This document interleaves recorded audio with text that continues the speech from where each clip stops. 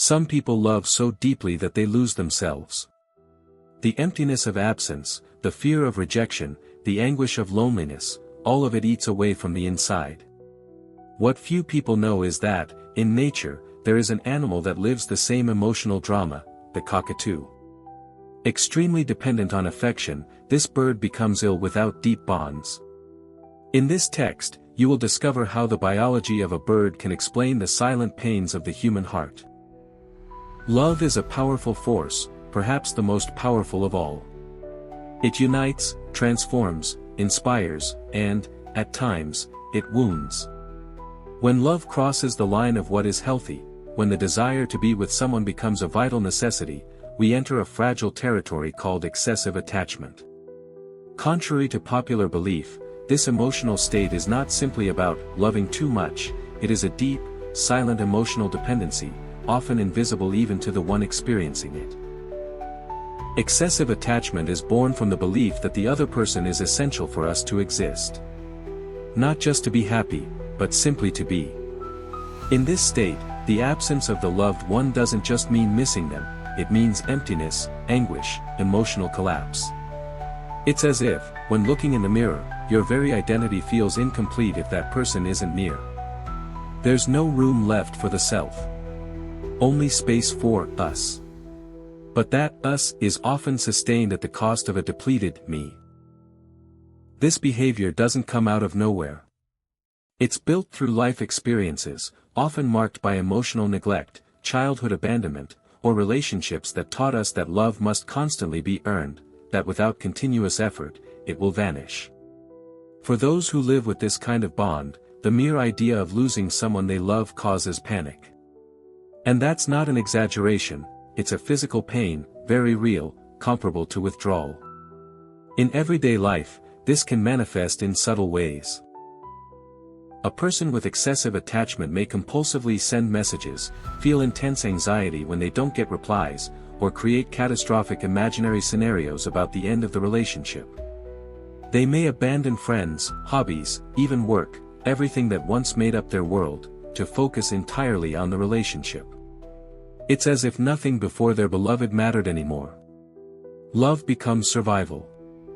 And that's an unbearable weight for any relationship to carry. There's a common cycle to this state: fear of loss, a need for control, possessive behavior, guilt for feeling jealous, and, paradoxically, actions that push the other person away. The more one clings, the more the other escapes. And the more they escape, the greater the desperation becomes. The relationship turns into a field of tension, where fear rules and love gets lost in the haze of anxiety. The great trap of excessive attachment is that, on the surface, it looks like devotion. It looks like care, passion, commitment. But there's a profound difference between love and self-erasure. Healthy love allows space, respects boundaries, and upholds individuality. Excessive attachment suffocates, demands constant presence, and creates emotional dependency, often destroying both the person who feels it and the one on the receiving end.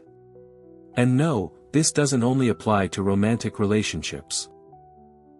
This kind of attachment can exist between parents and children, close friends, and even with idealized figures like idols or spiritual leaders.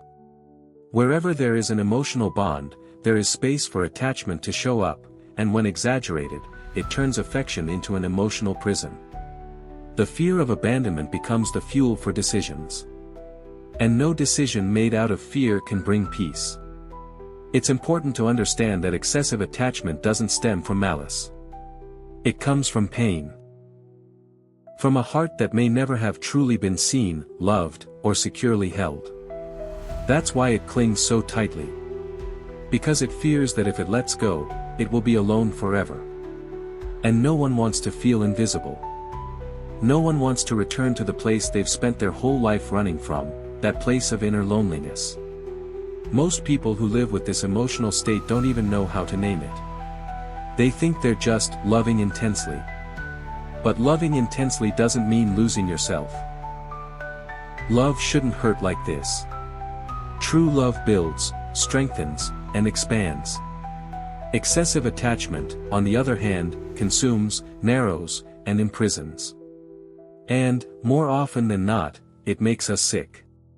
And here is where nature becomes a mirror, because this behavior, as deeply human as it seems, also exists in the animal world. And perhaps, by observing a bird with vibrant feathers and a piercing cry, we can catch a glimpse of something intimate within ourselves. A creature that also needs connection to survive. One that literally falls ill without affection. A bird called the cockatoo. But before we dive into the delicate and captivating world of this peculiar species, it's important to understand, excessive attachment is not weakness. It's a silent plea for help. And when we begin to hear its signals, in others and in ourselves, something within us begins to shift. Because only by recognizing pain can we begin to heal. In the lush forests of Australia and parts of Southeast Asia, lives a creature that seems to defy the expectations we commonly hold about birds. With its flamboyant crest, expressive eyes, and human-like behaviors, the cockatoo is far more than a feathered companion. It is, in the truest sense of the word, emotionally complex. So much so that its mental health is entirely dependent on its bonds. A cockatoo without companionship doesn't just get lonely, it suffers, visibly and profoundly. While many animals thrive in solitude or simply tolerate others out of necessity, the cockatoo flourishes in connection. In the wild, cockatoos form lifelong pairs. They don't just mate, they bond, grooming each other, communicating with vocal and visual signals, and rarely straying from their chosen partner. These birds don't know how to live halfway. Once a cockatoo becomes attached, that bond becomes the very structure of its world. In captivity, this behavior becomes even more evident. And more heartbreaking. When a cockatoo is raised by a human and becomes emotionally dependent on them, the result is often a mirror of the human condition: separation anxiety, depression, obsessive behaviors, and even self-harm. Yes, cockatoos will pluck their own feathers, sometimes to the point of open wounds, if they feel abandoned or emotionally neglected. Their distress is so intense that it's not uncommon for veterinarians to compare it to a human nervous breakdown. This extreme emotional reaction isn't due to fragility, it's due to intensity.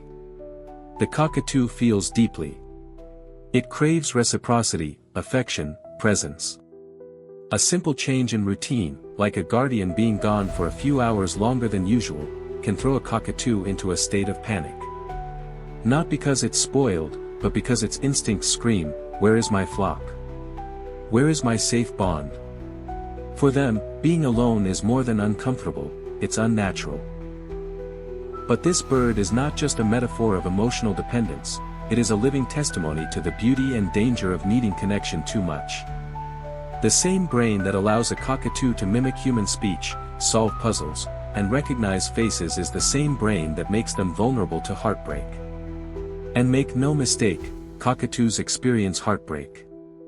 Studies have shown that when a bonded pair is separated, whether from death or captivity, the surviving bird often exhibits signs of mourning that can last for years. Their vocalizations, which can be playful and musical, shift to loud cries of distress. They may stop eating. They isolate. They become aggressive or apathetic. The once vibrant spirit dims. And the irony is cruel: this beautiful creature, so full of life when loved, withers when left emotionally unattended. The cockatoo's feathers, so meticulously groomed when it's emotionally stable, become ragged and torn. Self-plucking becomes a way to cope, to feel, to release the tension of absence. It's not done for attention, it's instinctual. It's what happens when the brain is overwhelmed by isolation and can't find another outlet. In many cases, even after being reunited with someone or introduced to a new bird, the damage lingers. The emotional scars remain. Interestingly, cockatoos don't just bond with other cockatoos, they often form deep attachments to humans. They follow them from room to room, try to mimic their speech, and call out their names when they disappear. If ignored for long periods, some may scream for hours, not to annoy, but to reconnect.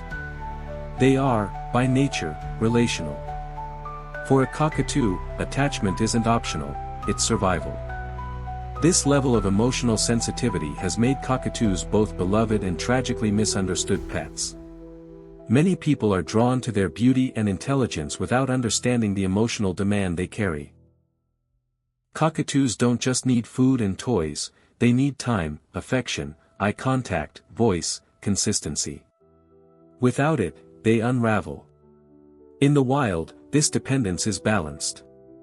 The flock is always nearby, and the rhythms of life follow predictable, instinctive patterns. But in human hands, the cockatoo's need for connection becomes a reflection of something painfully familiar to us. Because like us, they can't simply detach. Like us, they seek meaning in the presence of another. And like us, when that presence disappears, the world feels wrong. When you look into the eyes of a cockatoo, you don't see an empty stare, you see recognition. Emotion. Longing. Their gaze is direct, inquisitive, as if searching for something beyond their cage. Something that feels like home. And perhaps, in their behavior, we see a part of ourselves that we've tried to hide, the part that aches not to be alone, the part that defines itself through connection. The cockatoo doesn't try to be strong by isolation. It doesn't pretend it doesn't care. It lives the truth of what it feels, fully, vulnerably, without shame. And maybe, just maybe, we have something to learn from that. There's something profoundly unsettling about watching a cockatoo scream into the silence, its eyes wild with panic, wings flaring, beak gnashing. It doesn't know how to soothe itself. It doesn't understand why its companion disappeared. It only knows that something essential is gone, and in that absence, it breaks. Now imagine that same desperation, not in a birdcage, but in a bedroom, a car, a crowded city street. That same spiraling ache, only this time, it's human. The connection between cockatoo and human is more than metaphor, it's a mirror. Emotional overdependence in people may not always look as dramatic, but the internal pattern is hauntingly similar. We attach. We idealize. We build our sense of safety around another person's presence. And when that bond falters or disappears, we collapse inward.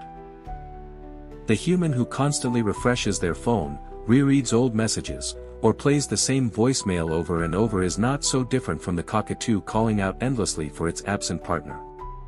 What makes this bond so fragile and so potent is the illusion of permanence we project onto others. Just like the cockatoo believes its bonded mate will always be near, we believe the people we love will always return our calls, always text back, always stay. When they don't, we don't just grieve. We unravel. We don't know how to be okay without them because we never prepared ourselves to stand alone. Both cockatoos and humans form what psychologists call attachment patterns. Though the terminology differs, the behavior is unmistakable. Secure attachment creates resilience, but insecure or anxious attachment, which dominates in overdependent relationships, leads to emotional instability. Cockatoos, like people with anxious attachment, exhibit protest behaviors when left alone. Screaming, pacing, destroying things, or shutting down completely. They don't lash out because they're angry, they panic because they're afraid. Afraid of abandonment. Afraid they're no longer loved. Afraid they've been replaced. The cockatoo doesn't rationalize. It doesn't sit and analyze its feelings. It reacts from instinct. But in that, it exposes something most humans try to hide, the rawness of needing someone. Our culture often shames dependency, calling it weak or immature. But the cockatoo shows us there is nothing weak about needing others, only pain when that need is unmet. In human relationships, we see this echoed in patterns of clinginess, jealousy, fear of rejection, and extreme emotional reactions to separation. A partner who feels anxious when their loved one leaves for a trip. A child who refuses to sleep alone. An adult who feels invisible without validation from friends or partners. These aren't just bad habits. They're echoes of something deeply biological. Just like the cockatoo, we're wired to seek connection for survival. And yet, when that instinct becomes exaggerated, when the entire identity of the self hinges on another, it becomes dangerous. The cockatoo plucks its feathers until it bleeds. The human isolates, sabotages relationships, or sinks into depression. Both are symptoms of a bond stretched too far, too thin, with no scaffolding beneath it. The connection becomes a lifeline, but also a prison. The saddest part? The cockatoo doesn't know why it hurts. And neither do many people. They don't see their panic as evidence of emotional imbalance, they see it as proof that they love too much. But love, in its healthiest form, doesn't destroy the self. It enhances it. True love allows space, breath, trust. The overdependence both cockatoos and humans experience isn't love, it's fear masquerading as devotion. Consider how cockatoos behave when their bonds are healthy. They play, groom, rest. They fly together but also perch alone when needed. There's a rhythm of closeness and independence. Humans, too, thrive when love is balanced, when we feel safe, but not suffocated, when we give freely, but also receive, when we can be with someone, but still be fully ourselves. The danger lies not in bonding, but in fusing. When we stop being a me and become only a we lose our center. We place the burden of our emotional stability entirely on someone else. The cockatoo teaches us that unchecked attachment becomes torment. But it also shows us something beautiful, that the desire for connection is not a weakness, but a defining truth of life. To heal from overdependence, both cockatoos and humans need more than just company, they need security, consistency, and above all, self-recognition. A bird may never learn to survive emotionally on its own, but a human can. We can learn to soothe our fears, to honor our needs without collapsing into another. We can learn to hold space for connection without becoming consumed by it. In the end, the cockatoo doesn't teach us to stop needing others. It teaches us to love with presence, not panic. To connect without erasing. To build a nest inside ourselves before we reach for someone else to complete us. Because in the absence of that, we don't just feel lonely, we forget who we are. And when that happens, the most tragic thing isn't that we were left alone. It's that we no longer know how to return to ourselves. Why does a cockatoo scream when its partner disappears? Why does a human panic when someone doesn't answer a message? The answer lies deep within the architecture of the brain, where instinct and emotion collide. Behind every behavior we call over-attachment or emotional dependence is a biological system that evolved to protect us, but sometimes protects us too much. Let's start with the science of attachment. In both birds and humans, this begins in the brain's limbic system. Specifically the amygdala, hippocampus, and hypothalamus, which governs our responses to fear, bonding, and memory. These ancient parts of the brain don't analyze logic. They react. And when they detect loss, threat, or abandonment, they sound the alarm, loud and fast. In mammals and birds alike, oxytocin and vasopressin are powerful bonding hormones. In humans, oxytocin is often released during intimacy, eye contact, or even just thinking about someone we love.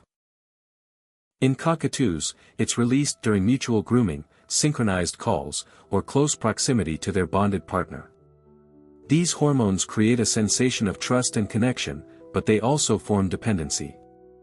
The brain begins to link that other individual with safety. Remove the presence, and the brain panics, because now, safety feels threatened. In humans with anxious attachment styles, research shows heightened activity in the amygdala, the part of the brain responsible for detecting emotional threats. When someone they love becomes emotionally or physically distant, the brain interprets this as a life or death threat. This isn't an exaggeration, it's a holdover from evolution, where isolation could literally mean danger or death. The result? Hypervigilance, obsessive thinking, and emotional dysregulation. The same behavior we observe in a distressed cockatoo. From an evolutionary standpoint, cockatoos developed monogamous pair bonding as a survival strategy. In the wild, having a strong, dependable mate improves the chances of finding food, defending territory, and raising offspring. That bond becomes biologically reinforced, so when it's disrupted, the bird doesn't just feel lonely. It experiences withdrawal. This is akin to how a person might feel after the loss of a significant relationship. Not just sadness, but physical pain, sleeplessness, even immune suppression.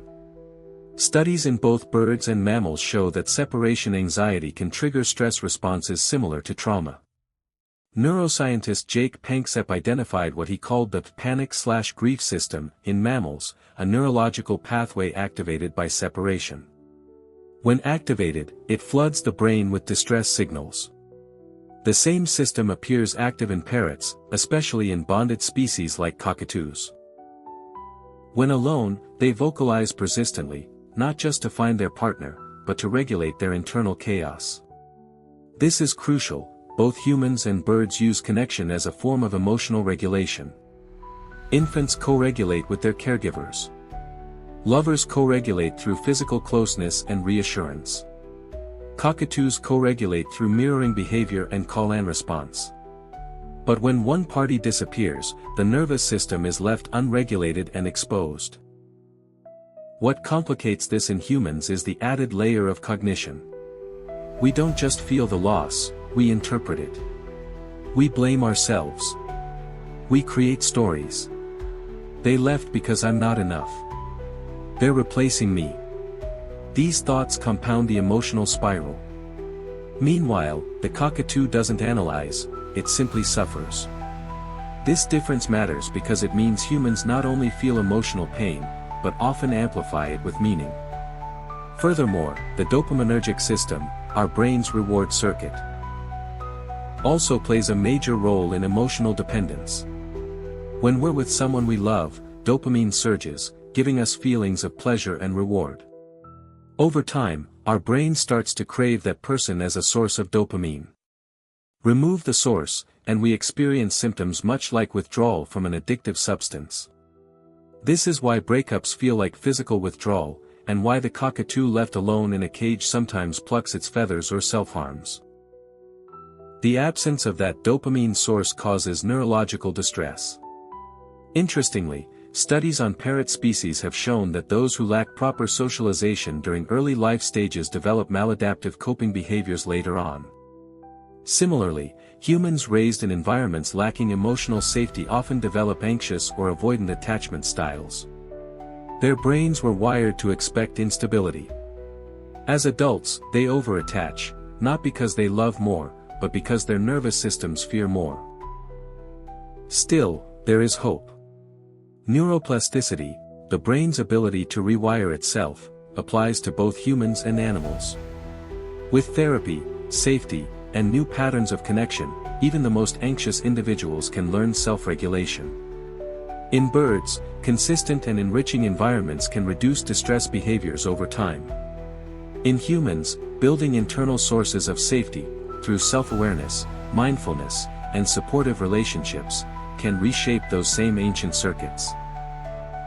So when we say someone is too attached, what we really mean is that their nervous system hasn't learned how to feel safe alone. And that's not a flaw, it's a pattern. A biological one. A story written into the nervous system long before they were ever abandoned. The cockatoo doesn't suffer because it's weak. It suffers because it was made to bond, and because it was never taught how to survive without that bond. And the same is often true for us. Understanding the science behind emotional dependence isn't about removing emotion. It's about reclaiming control. When we understand what's happening in our bodies and brains, we can learn to soothe the panic, reshape the stories, and slowly, gently, build a home inside ourselves. After all, it's not connection that hurts us. It's the fear that without it, we are nothing. And science shows that fear, while deeply human, can be healed. Imagine a woman named Emily. She's 32, lives in a small apartment, and works remotely. Her days are quiet, too quiet, and her nights are long. A year ago, she entered a relationship that quickly became her center of gravity. Her partner, Jake was attentive, affectionate, always texting, calling, showing up. Emily, once fiercely independent, began rearranging her world around those notifications. When he stopped responding instantly, her heart would race. If he didn't say good night, she couldn't sleep. She told herself it was love. But deep down, she knew, what she felt wasn't affection. It was survival. When Jake broke things off, Emily spiraled. She stopped eating. She couldn't focus on work. She walked circles around her apartment, checking her phone every 5 minutes. The silence wasn't just absence, it was agony. This wasn't just heartbreak. It was dependency withdrawal. It was the internal scream of a nervous system that had lost its only sense of safety. Now picture a cockatoo named Luna. She lives in a suburban home and was adopted as a baby by a kind but inexperienced owner named Rachel. Rachel loves Luna, but works long hours. During the day, Luna is left alone. When Rachel returns, Luna squeals with joy, flaps her wings wildly, and refuses to let Rachel out of sight. If Rachel leaves the room, Luna screams, piercing, continuous calls that last for hours. She begins plucking her feathers, ripping at her skin. A visit to the vet reveals no infection. It's psychological, the vet says. She's too bonded to you.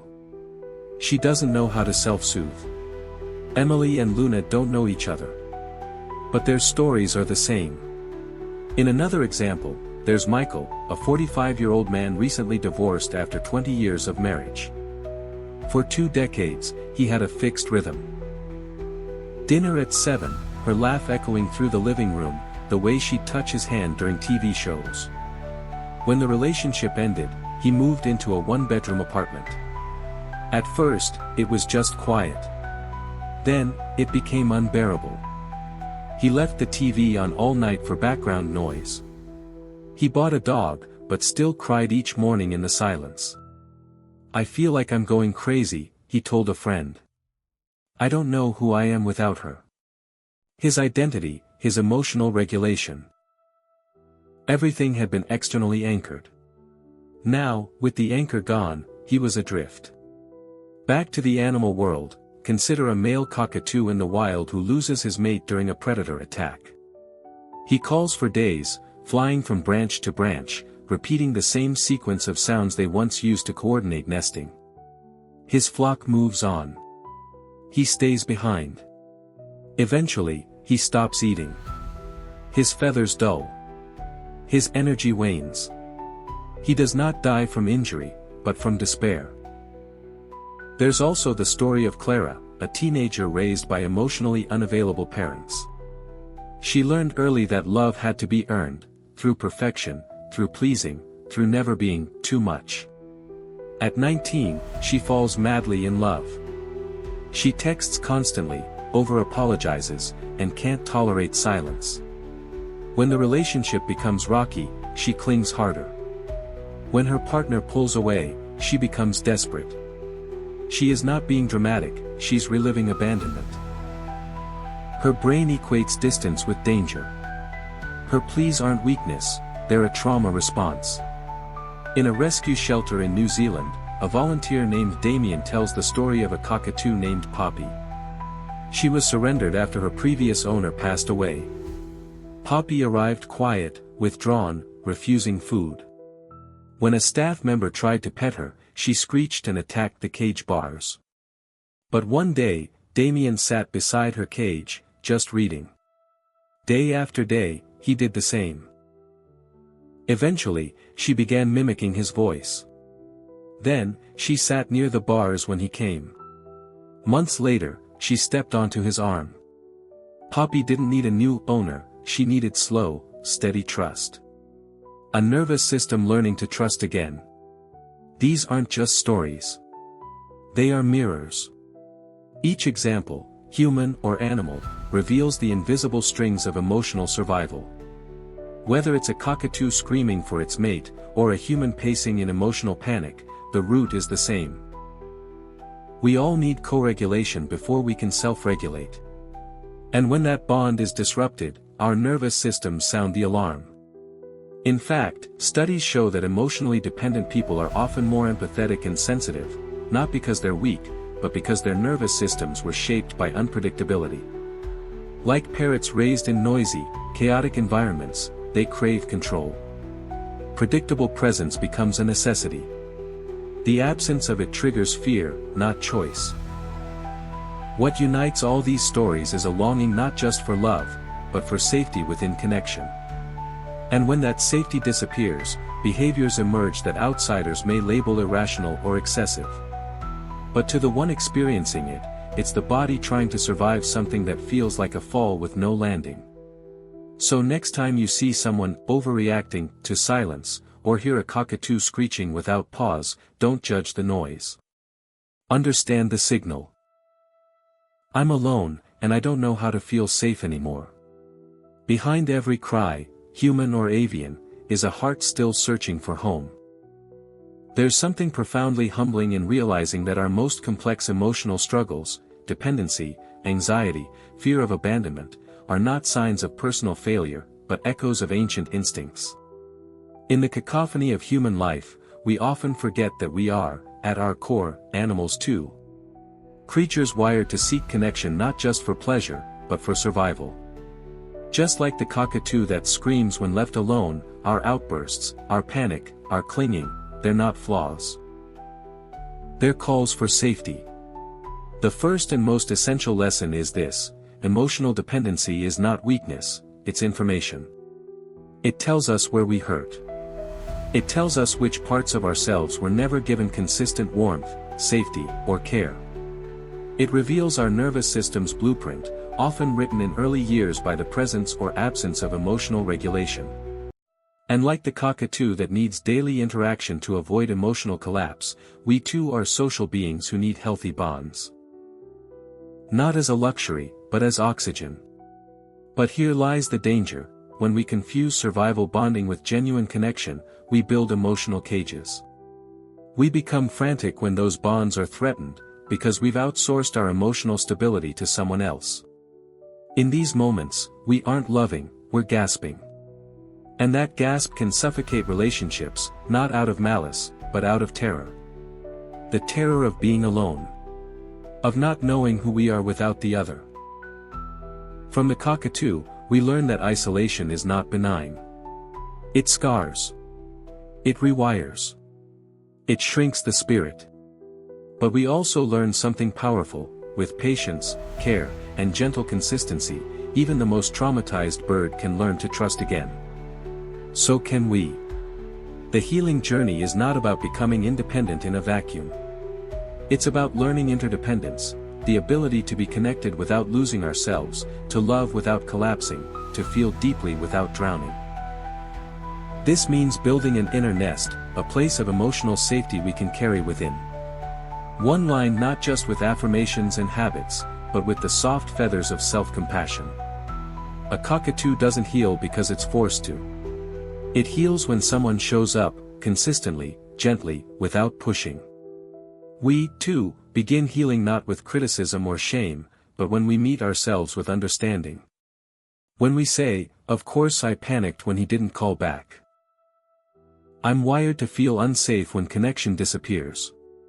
That voice isn't indulgence. It's emotional reparenting. It's turning toward the child inside us who once screamed into the silence and heard no one coming. There's also a call here for those in relationships, with friends, partners, or family. Recognize the signs of emotional distress, not as manipulation, but as survival. When someone seems too much, ask what they've been taught about connection. When someone clings, look beneath the behavior. Often, you'll find someone who was never taught how to feel safe alone. Someone like Luna, the cockatoo, desperate not for attention, but for regulation. Yet we are not birds. We have language, tools, support systems. We can seek therapy, community, education. And most importantly, we can choose. We can choose to recognize our patterns without shame. We can choose to pause before attaching ourselves out of fear. We can choose to rebuild our safety from the inside out, even if it's just one quiet breath at a time. Maybe you see yourself in this story. Maybe you've screamed into the void, metaphorically or literally, hoping someone would hear. Maybe you've tied your worth to the presence of another, and felt unanchored when they left. If so, know this: you are not broken. You are a nervous system looking for rhythm. And rhythm can be rebuilt. Let the cockatoo remind you of something vital. No one heals by being ignored, criticized, or rushed. Healing comes in stillness. In showing up. In consistent kindness. To yourself and to others. So the next time you feel that aching pull, the fear when someone takes a little longer to text back, the anxiety when you feel unseen, pause. Breathe. Ask yourself, what part of me is afraid right now? What safety am I seeking outside that I can begin cultivating within? You are not a burden. You are a being designed for connection. And with time, self-awareness, and grace, you can untangle survival from love, panic from presence, dependency from devotion. And maybe, just maybe, when you do, your scream will become a song again. What if your deepest fear of being alone isn't a flaw, but a signal from the most human part of you, your need to feel safe, seen, and loved? Like the cockatoo, you weren't made to scream, you were made to sing. The question is, are you building your life around the silence, or learning how to hear your own song again?